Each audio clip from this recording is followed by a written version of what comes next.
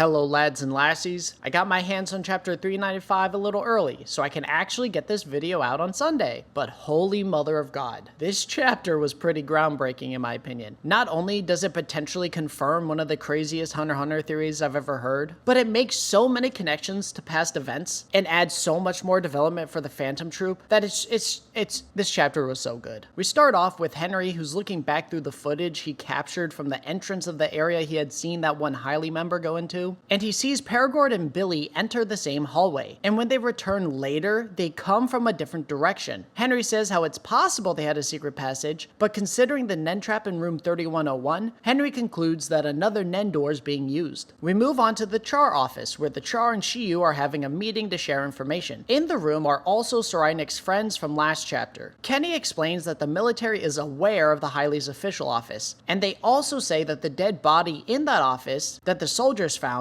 was the shopkeeper. I presume the same shopkeeper Sudanke was talking to in earlier chapters. And if it was the same shopkeeper, then the Highly probably just killed him to keep him from possibly spreading information. But it doesn't matter too much. Sorainik's friends then confirm the information Kenny just shared. Kenny further explains that beyond the Nen door in room 3101 is a hidden room, and Nobunaga, Finks, and Phaeton are going there now. Kenny says while they do that, the rest of them will track Paragord and Billy. He then says if possible, they should bring them in alive to avoid police involvement. Because remember, if the hunters get a whiff of the Mafia war and see the Mafia as a threat, then we're left with complete chaos on the Black Whale. Borg then says that they can't help look because the Highly know what they look like. And another soldier says that if they do end up having to kill Billy or Paragord, that the soldiers will take the fall for them. So it appears that it's still their goal to pretend to help look for Marina while staying safe in the background. And I think it's worth saying they could easily take the fall for the Mafia without much consequences, because they could just say something like they were attacked, and being soldiers it would likely be a good enough excuse. Henry then asks Kenny if he informed the troop on what they know about the Nen door. Kenny says of course, but when he asked Nobunaga how they'll deal with it, Nobunaga said it doesn't matter if there's a trap. Nobunaga, Phaeton, and Finks arrive at room 3102, the one right beside the one with the Nen door. Phaeton knocks on the door, and the second the man opens it up, Phaeton is just like, step the fuck back. The spiders just walk into the room without a care in the world. And I just love this mentality of, what the fuck are you gonna do about it, huh? Anyway, Finks says that they'll check the bathroom. And he also says that the secret room behind 3101 should be connected to the next 3 rooms as well. So in short, this secret room is behind 3101, 3102, and 3103. Nobunaga says that he doesn't care if there's a trap, and it would be fine if he just ended up somewhere else on the ship. But Finks says that the door could just send him overboard. Nobunaga comments that he doubts the Highly would give up an opportunity to kill them themselves, but he says Finks is right. So Nobunaga goes to the bathroom, and he cuts a hole in the wall, and they see it does in fact lead to a secret room. Phaeton tells the guy to get his ass in that room, and the guy is acting all nervous and says, no way, you guys should go first. But Phaeton just looks at him like, does it seem like I'm asking?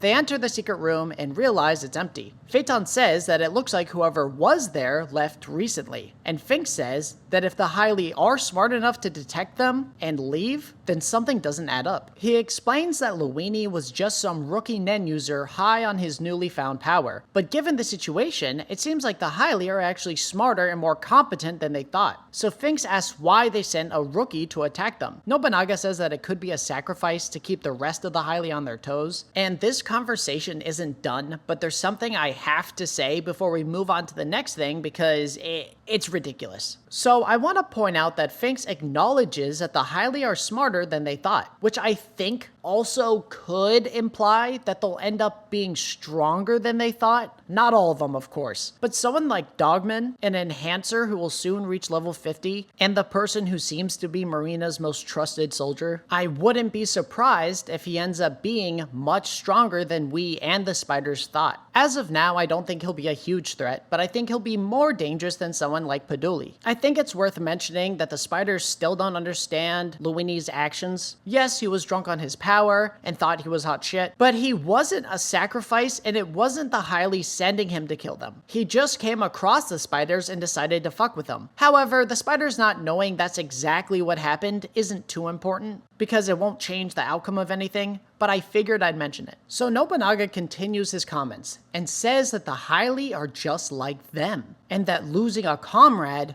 really had an impact on them. Finks says that Nobunaga is stretching it and says that the Hylia are nothing like them, that the Hylia want to destroy the world and the spiders don't. But Nobunaga says, that's so, we used to in the beginning. And Nobunaga gets really serious as he reminisces on those days and says, fueled by despair and anger, we were searching for a purpose. And we get this absolutely gorgeous panel of Meteor City, and it signifies a flashback to when the founding members of the troupe were children. And just in case, I want to say that when I said gorgeous, I meant very well drawn, not that Meteor City actually looked gorgeous. Before I get into the flashback, I want to make a few points about what we just went over. I think it's really interesting how Nobunaga sees themselves in the Hylia. However, I think in this situation, the Hylia represent the spiders before they found their own purpose. I think it's possible in the beginning, the spiders were just filled with hatred and caused violence to let out or manage their anger. And in that way, the Hylia members are the same. It seems a lot of them don't truly know what they want. However, where I believe the spiders had Crollo, the Hylia have Marina. I think Crollo was, I think catalyst is the word I'm looking for. I think Crollo could have been the catalyst that allowed the spiders to find purpose, something beyond killing for no reason. But with Marina, she uses pointless violence and destruction to give purpose to these people. So in short, the spiders and Hylia truly are similar. However, the leaders chosen and the way they evolved changed them. The Hylia are the spiders that never found purpose beyond destruction. However, something important to know is everything I just said is just speculation. We don't get anything in this chapter to prove what I said is true. All we know from Nobunaga's statement is the spiders used to be just as violent and destructive as the Hylia, and from saying the spiders used to be the same as the Hylia, we know that at some point the spiders evolved into what they are now. So I made the assumption that the catalyst for what evolved the spiders was Crollo, and then boom, we have the Crollo-Marina comparison.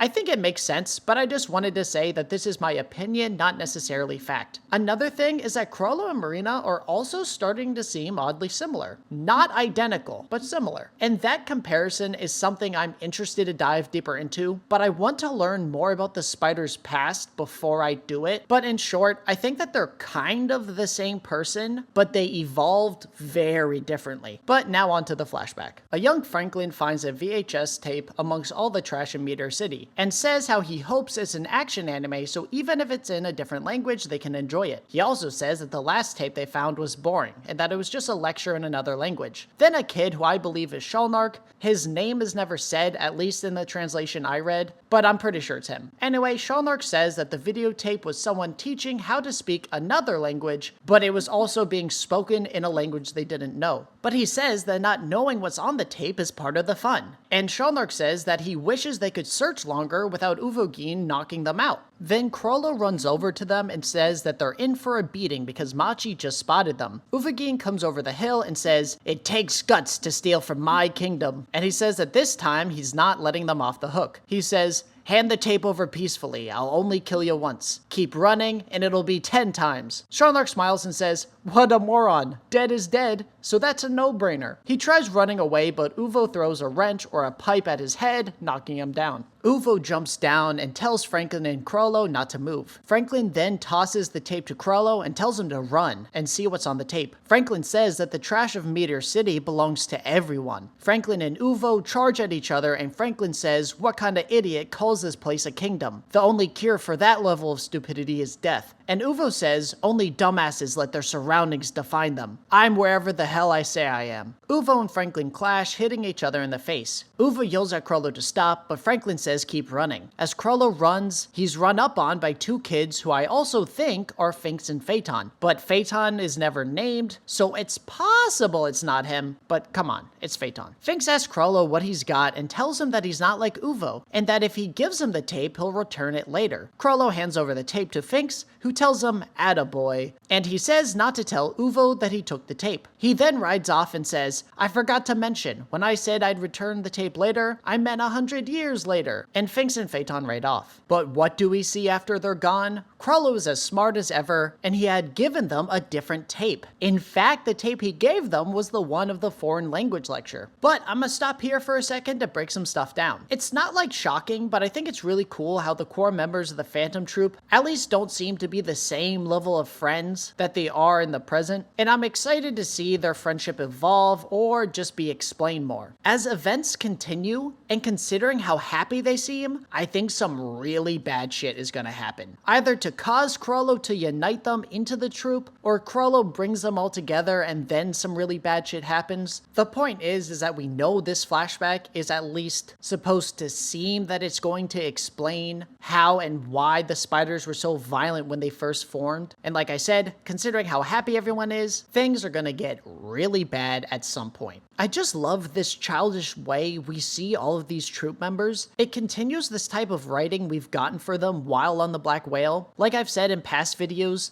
the troupe are showing a lot more of their humanity, and doing this allows you to become more attached to them, to feel for them more, and now we're getting to really understand them more. And I love that we're seeing a stage where they were just some innocent kids. Maybe some of them were assholes, but they're still just kids. Just a strange but very wholesome way to see them. I also think it's really interesting that Franklin and Sharnlark seem to be the ones that stood by Chrollo. Or in other words, it seems like they were some of his closest friends at the time. I think it's interesting how in this short interaction, Franklin acted almost like an older brother, protecting Chrollo and telling him to run. And in that very limited interaction, Sharnlark also gave me the impression of the silly, stupid younger brother. And seeing it this way actually made me feel a little sad. It made me feel more of Chrollo's pain. His pain of what it was like to have his little brother brutally killed by Hisoka. It made me feel like Chrollo was not just sad a member of the troupe was killed. I think he had to deal with the pain of feeling like he was responsible for the death of his little brother, that his selfish need to fight or deal with Hisoka and not being sure to finish the job led to the death of his little brother. I hate feeling this sadness for the Phantom Troupe, but I can't help it. And through stuff like this, I think the Phantom Troupe are slowly being humanized. And while on this topic of brotherhood, a thought that came to me is, what if Franklin is the first spider to get killed by Hisoka? What if Hisoka kills what's essentially Chrollo's older brother? But back to the flashback. What we see next was a complete surprise to me. And it's been a while since I read or watched anything pre-Black Whale, but I do not remember any type of palace like this to be in or near Meteor City. Now, it's technically a church, but it's not any normal small church. It's big enough where I'd call it a palace. But anyway.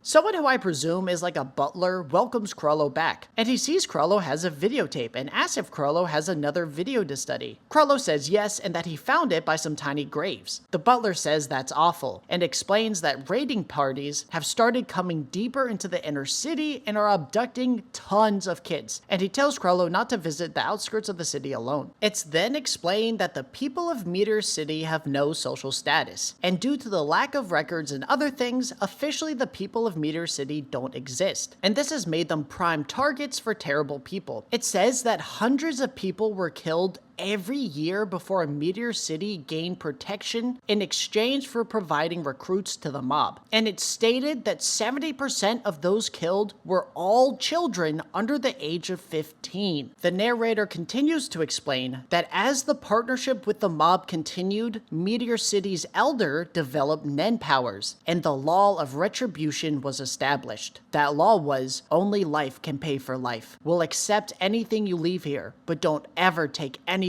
away from us. It's then said that the spiders were just learning to crawl by the time the city of the fearful became the city of the feared. The only thing I want to add here is just more information, I guess. So the Nen powers the Elder developed were the ones Chrollo possesses, which is Sun and Moon. So during the York New City arc, it's explained 10 years ago a man without papers was arrested for murder. It was found he had no records at all, and he said he was from Meteor City. The police basically forced him to confess to a murder he didn't do, and when he went to court, the lawyer he was appointed didn't do anything to help him, and he was then sentenced to death. 3 years after that, the real murderer was caught and it was made clear an innocent man had been falsely accused. Shortly after this happened, a total of 31 people consisting of the cops, lawyers, judges, witnesses, and jurors that were responsible for sentencing the man from Meteor City were all assassinated in a set of serial bombings. That's a fucking get back. But anyway, at the foot of one of the corpses, a letter was found that read, "We accept everything, so don't take anything back." And it was that retribution that turned Meteor City from the city of the fearful to the city of the feared. And I just absolutely love how all these different past plot points are coming together. Also, to clarify the timeline, so at one point hundreds of people, mostly children, were being abducted and killed every year. A deal was then made with the mob for protection, and in return they supply recruits. At some point after this, the Elder developed Nen powers, he got his revenge, and the laws of retribution were created. And when it says the spiders were just learning to crawl when this happened, it doesn't mean they were literally babies at this point in time, it just means that they were children. So back to Chrollo. Chrollo says to the butler that he's off to watch the tape, and the butler says, "Take your time, but there's someone still in there." Chrollo enters the room and we meet a kid named Paku. And this could be Pakunoda, which it probably is, but I was just thrown off because she looks a lot different. Chrollo says that he thought it would be Paku, and Paku says, "Hey." Paku says no one else really comes here because they hate the pastor's sermons. But Paku was told Chrollo likes to study here, and Chrollo gets all childishly nervous and says he figured no one would come to the church, and he asks Paku not to tell Finks and Uvagin. Chrollo then says that Paku can read them all like a book, but Paku says not always, and she smiles at Chrollo as he excitedly turns on the tape. Chrollo starts the tape, but it's blank, and the butler hears them talking. Paku is amazed that Chrollo learned 2 languages, Germa and Jana, and Chrollo is just like, yep, Germa has similar grammar to our language, so once I got a hold of that, learning Jana was easy. We then get a panel showing a close-up of this butler, or whoever he is, and he's just looking down the hall thinking. And this is where we're going to stop to break some stuff down. Of course, we have to mention how incredibly intelligent Chrollo is at such a young age. It's truly incredible, and I think it actually changes how smart Chrollo might really be. I'm absolutely not saying Chrollo isn't one of the smartest characters. However, I think that this just shows us he's even smarter than we thought. Even if we already thought he was a genius, just the fact alone of how resourceful, quick thinking, and quick learning he is, with how much time he's had to learn, study, and think, he's likely even further beyond what we thought he was. And if you already thought Chrollo had this beyond supreme level of intelligence, well, now you have even more evidence for it. I'm also still loving how sweet and innocent we're seeing the Phantom Troupe. I like how effective and genuine this humanizing of the troupe is. And with knowing this flashback is leading to some event that led to the troupe becoming filled with rage and violence, I just can't help but consider that something so awful happened to them that it made them do such horrible things, such as killing the Kurta clan. I am not saying anything could justify that, but I see a very real possibility of something happening that at least lets us understand why they were so evil. Finally, I don't think Togashi ever puts anything in a panel that isn't important. If there's random people in the background, it's important. If there's no background, it's meant to be that way. My point is, seeing the butler listen in on their conversation and specifically is shown thinking about something, I think there will be something else going on with this church. Not sure if it's good or bad, but this is a church. And throughout history, the church, specifically the Catholic Church, has been up to some not great things. And with how much more philosophy and politics are in this arc, I wouldn't be surprised if Togashi uses the church to give commentary on the evils that it's done. And I'm not saying Togashi is saying church equals bad. You just gotta be like, okay, they've done some bad things, and this is just commentary on it. I don't think it should be a touchy subject, but I figured I'd just say all that so we're all on the same page. The butler then meets with the pastor of the church, and the pastor seems to look more like the Pope rather than just a preacher, furthering my thinking that this is at a minimum supposed to essentially be the Catholic Church, and this palace is the Vatican essentially. But anyway, the butler says Chrollo is a very curious and smart boy and shows great promise.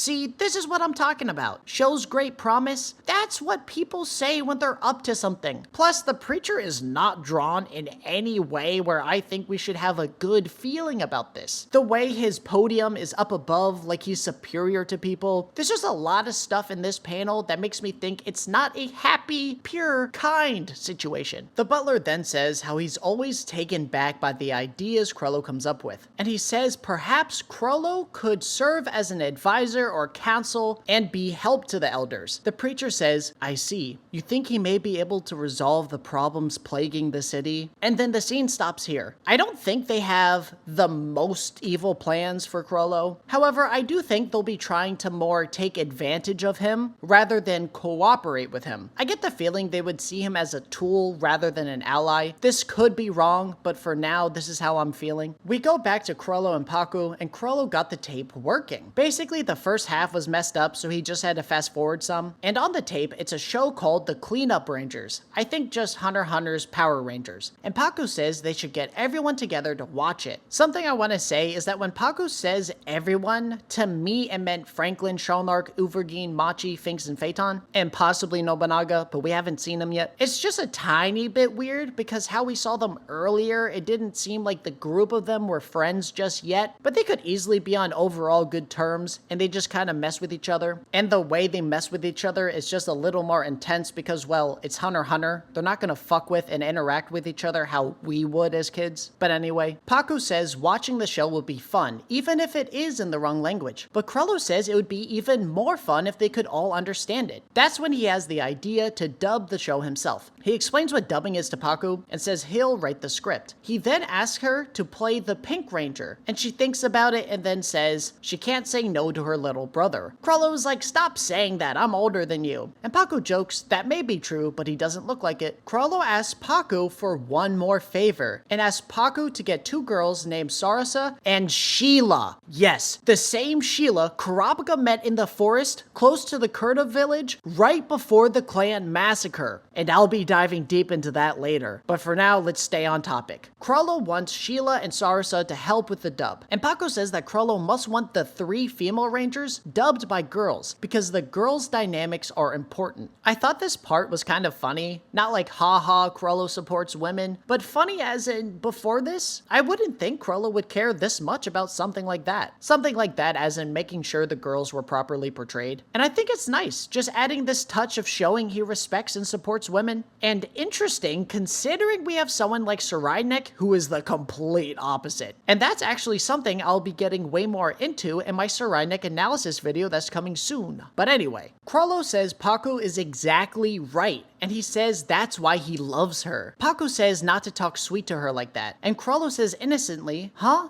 I mean it. I'd like to make it clear, this is not romantic love. This is family love. That's why she called him her little brother. And it's why we keep seeing this family dynamic within the spiders. And you might be thinking, hey Peaster, that's obvious. She literally said he's her little brother. But if being on the internet in my lifetime has taught me anything, when it comes to specifically fictional characters, people will take absolutely anything to try to ship characters together, and this is one I will not tolerate. We then see Sheila and Sarasa walking through the streets, and they're talking about how the screening of the show will be Sunday. And I wonder, is something bad gonna happen that day? Because we got the church involved in something shady, and Sunday is the holy day. We got Chrollo Lucifer. It just seems like to me, if anything bad's gonna happen, Sunday would be a very, poetic way to do it. Is that the word I'm looking for? Maybe, I don't know. Sarasa asks what's the book Sheila is reading, and Sheila says it's called Dino Hunter. Sarasa is like, haven't you read that already? And Sheila says it's the only book an inspiring hunter needs. Sarsa says, wouldn't a wider range of books be more useful? And Sheila basically says her being right won't change her mind. Holy schmoly. Just gotta say, Dino Hunter is about the tales of a hunter. We don't really know more than that. Some people think it could be about Dawn Freaks, but I don't think that's ever been confirmed. But the really important thing is that Sheila ends up giving that exact book to Kurapika and his best friend Pyro when they came across each each other. Just a neat fact. Next thing we see is Sheila, Chrollo, Paku, and Sarasa together, and Chrollo gives them their scripts. And Chrollo was able to write the script in the time it took Paku to get them. That's just a very simple, incredible show of intelligence and talent and determination. Chrollo slightly jokes and says that they can't walk around anymore because he can't afford losing a key actor. Paku asks if Chrollo is just gonna play everyone else in the show, and he says yes. He explains that word might get out if more people are involved. I'm not entirely sure if he was worried about it no longer being a surprise, or if he's actually worried about someone coming to steal the tape or something along those lines, but I'm pretty sure he's just worried about it not being a surprise if people know about it. Then Sheila says this about Chrollo: no way he was born here, and Paku pauses and then agrees. More stuff to break down. Once again, we're seeing how smart and fast Chrollo can work, and it just increases how smart he is after probably 10 to 15 years. Also, I think it's a very serious statement that Chrollo might not have been born in Meteor City. How that'll be important, I'm not sure. It's something we'll just have to wait and see. But with how Paku looks serious, and with how she paused before agreeing, makes me think that at least Paku is being serious. Once again, not sure how it'll be important, but it's important. We then move on to somewhere completely different, totally meant to look like a shady location, and we see a black van pull up. The van stops and some men are waiting and someone gets out of the car. They seem to exchange some words, making some kind of deal, and a man in a suit walks off smoking a cigarette, and we see 3 people being held hostage. The only other thing we see before the chapter ends is the van driving away and Chrollo and the others working on the dub. Before getting into the grand scheme analysis, I want to say that this is almost certainly a dealing with the mob. First of all, we know that there's an arrangement of Meteor City providing recruits for the mob, and it wouldn't surprise me if these exchanges were not consensual. Then the way these men are dressed, it's the same type of nice clothing a lot of the mafia members wear that we've seen. It's pretty much impossible to say who these kidnapped people are. However, I just have a hunch it could be, say, Uvugin Machi and Nobunaga, because we still need to be introduced to him, and it would kind of connect some mystery traumatic event to the rest of the spiders. But all I know for sure is this is somehow connected to something bad that's about to happen. Now, onto the big thoughts. So first thing I want to go over again is the humanization of the spiders. We really, truly get to see them in their innocence. We see them just be normal kids, but in a horrible place. We see true, honest, pure, happy relationships. We see them be kind, smart, and brave. And it's all done with beautiful writing that makes it feel real. Not just some forced backstory to make you feel bad for them. And that's the beauty of Togashi's writing. I really love we get to see the more true showing of the spiders' relationship. We really see that they're more than a troop of friends. They're more than people who call themselves family. They are family. And this brings us to the first of many things about Chrollo that I want to say. It could have just been me, but I don't think I appreciated the sadness and anger that's been brewing inside Chrollo. Now that I can see and feel this deep relationship amongst the troop, I can now much more easily feel all of the loss that they've been through. They lost Uvugin, Pakunoda, and Shalnark, all original core members. And like I said earlier, losing Shalnark to Chrollo was like losing his little brother. But that goes for the others too. In Chrollo's mind, he's lost his little brother, and big sister. Cortopia was probably a painful loss as well, but not being a founding member, it wouldn't have been anywhere near the same feeling of loss. As of now, we haven't seen Uvugin really fit this role of a big brother, but just knowing he becomes part of the founding members of the troop, I think it's safe to make the assumption that he'll eventually be seen as Chrollo's big brother. But all this loss has been slowly building up within Chrollo. Something I said in my last video about a Chrollo and Hisoka rematch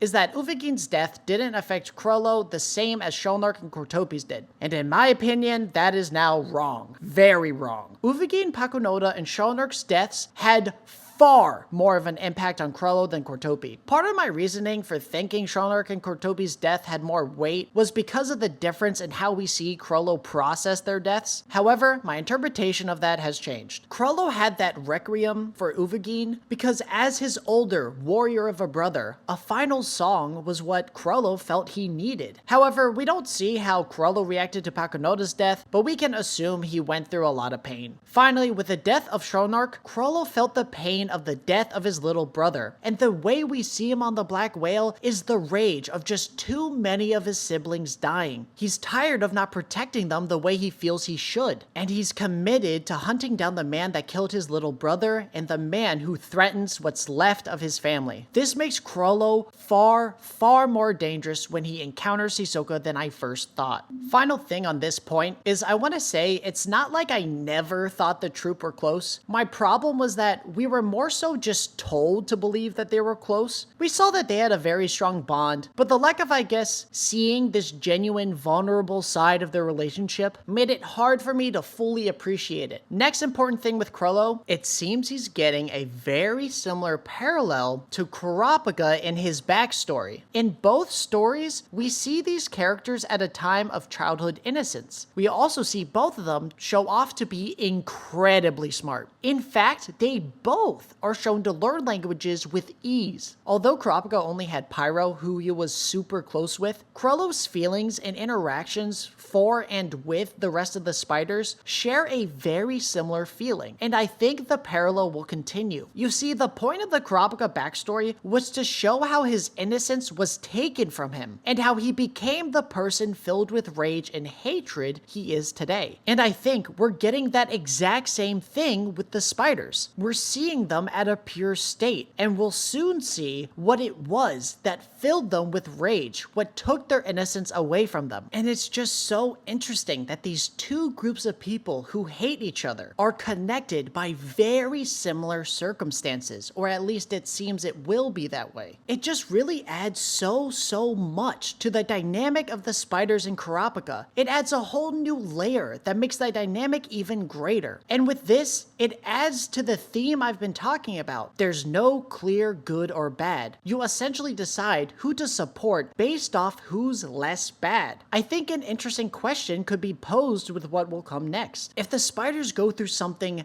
terrible, could they be excused for their actions? If Kurapika has killed others to avenge his clan, is that much different if that's what the troupe ended up doing? Now, I might have taken you for a loop there, because I think the answer is clear. That answer being Kurapika is far more in the right than the spiders. But my point with this is that you're not choosing someone who has done nothing wrong over someone who has. You're choosing the person who has done less evil. Neither are perfect, but you're meant to see that even when everyone has done bad things, there's a way to decide who's worse. Now, onto what to me was the most important part of the chapter, the addition of Sheila. So I have a whole video about a theory revolved around Sheila. Please watch that after this. Do it after, because there's some corrections I can make to the theory with this chapter. But if the talk of theories, and specifically a stretch of a theory at that, doesn't interest you, I'll put the time to skip to just skip over all this theory stuff. So if you're new to this theory, in super short terms, we get a flashback of Kurapika's childhood before the Kurta clan massacre. He has a best friend, Pyro, and one day outside the village, in the woods, they come across a girl named Sheila, the exact same Sheila we met in this chapter. She says her leg is hurt, so for a week, Kurapika and Pyro take care of her, and she gives them a book, Dino Hunter, and she shares stories about the outside world. One day, they come back to where they were hiding her, but she was gone. Sometime later, the Kurta clan massacre was reported. The theory is pretty wild, and the whole thing is Sheila was majorly responsible for the Kurta massacre. And this is gonna sound way out of pocket, but trust me, this is why you'll watch the video after. But after the massacre, Sheila becomes Pariston, and also part of that theory, the Kurta clan are from the Dark Continent, and Kurapika will meet them on the Dark Continent when he gets there. However, the only part I'm gonna dive into right now is the part of Sheila having a part to play in the massacre. Previously, there was already a lot of evidence that Sheila was in the woods specifically looking for the Kurta village, and it was pretty much enough to say for sure that's why she was there. But for this specific part of the theory, the biggest piece missing was her motivation, and I gave some thoughts, but it was with the argument that Pariston is Sheila, so that's kind of all wrong, although some points made might still apply. But anyway, with this chapter, we have that missing piece given to us. Knowing that she knew the founding members of the troupe and she was in the woods almost certainly looking for the village that was later attacked, it all points to the 99.99% fact that Sheila helped the spiders massacre the Kurta. So that one part of the theory is pretty much confirmed. Oh, one more thing to add. Part of the missing piece was why she was involved, and was she actually on site of the massacre? And we know some of the founding members were Krollo, Phaeton, Finks, Nobunaga, Machi, Uvagin, Pakonoda, and Shulnark. That gives us 4 spaces to fill up in the troupe, and one of those spaces could have been Sheila, giving her motivation to do what she did and give reason to her being at the site of the massacre as it happened. So, aside from Sheila taking part in the Kurta massacre, the rest of the theory is a huge stretch. But it turns out there's some stuff I want to add, so here we go. And as I continue, it won't make total sense, which is why you should watch the full theory after. But part of the theory goes, so the Kurta are from the Dark Continent. How did they get into the human world? Well, the theory explains that there could have been an ancient kingdom, and that kingdom tried to colonize the Dark Continent. They were met with the first calamity that no one knows about, that being the Kurta. Long story short, a war erupts and the Kurta destroy the kingdom, and that became Meteor City. I promise. There's so much more to it than that, so don't doubt it until you see the full theory. But anyway, that part is a big stretch, and so many factors were missing. However, this church, this palace, I don't think it proves anything at all, but it does add supporting evidence. In the real world, in the past, churches have held a lot of power in kingdoms, and it would make sense if this was what's left over of that ancient kingdom. It would make sense for it to be away from a lot of the main parts of this supposed kingdom, so as the rest of the kingdom got destroyed by the Kurta, it would make sense if it survived. The point I'm trying to get at is with this church, it serves as supporting evidence for a kingdom to have been there at one point in time. Also, another part of this theory involves part of the reason the spiders killed the Kurta was due to some ancient hatred for the Kurta due to this ancient war. If the church is the last remaining part of this kingdom, I see it being possible that the hatred for the Kurta was passed down, because that shit happens in the real world. So it's not something that's just insane to believe. But anyway, what if the preacher or the elders end up saying or doing something that led to the spiders wanting to hunt the Kurta? Because remember, they think Krollo is smart and will be useful. So what if they think he can be the one to find the Kurta and get their revenge? This is all a massive stretch, I know. But now that part of it is confirmed with Sheila, I feel the need to add more evidence to the theory because I love it so much. It's so good. And the guy who wrote it, he said all this came to him in a fever dream. For some final thoughts on the chapter, I just love so much how the spiders are being humanized. I love it because Togashi has slowly written them into more seemingly redeemable characters. I still think they're evil, but with each chapter we've gotten since the start of this arc, and especially with this chapter, I just keep thinking about how I got the troupe all wrong, and that they're so much deeper of characters than we've ever seen before. And if you couldn't tell, I was very excited with the showing of Sheila. And I think that there's something we can for sure expect in coming chapters. We know that this flashback was to explain how the spiders were when they were as violent and mindless as the Hyli. And seeing such a happy start, we know for sure something terrible is going to happen to or around the troupe that turn them into who they are. And with how the chapter ends, these kidnapped people will very likely have a part to play, either in creating the terrible situation or leading to it. This has been the deepest, most character developing chapter we've gotten in a long time, in my opinion. And everything about this chapter was perfect. And even though I'm a sucker for constant fights and action, the storytelling of this chapter was so good, I honestly couldn't care less about the Mafia War and the Black Whale. The only thing I want to see is more of this flashback. And if you found this chapter boring, that's okay, I guess. But the biggest strength of Togashi is his storytelling and his ability to create deep and amazing characters. Yes, the fights are always amazing and very entertaining, but this chapter, in my opinion, put Togashi's strength as a writer on full display, adding so much depth for characters while giving us a relief of joy with the characters we see. We get so many additions and connections to past and present present events. It truly is, in my opinion, one of the best chapters we've gotten in a while. It's fine if you disagree, but if we do disagree, I think we might enjoy Hunter x Hunter in very different ways, which is okay, but I just wanted to say that. Once again, this chapter was absolutely amazing, and I can't wait to see what we get next. I hope we stick with the flashback, and if it's paced similar to Kurapika's backstory, this should be wrapped up in just 2 more chapters, maybe 3. I hope you enjoyed this video, and I hope I didn't bore anyone with diving into the Sheila theory, but that's all I got for you today. So as always, I encourage you to leave your thoughts in the comments.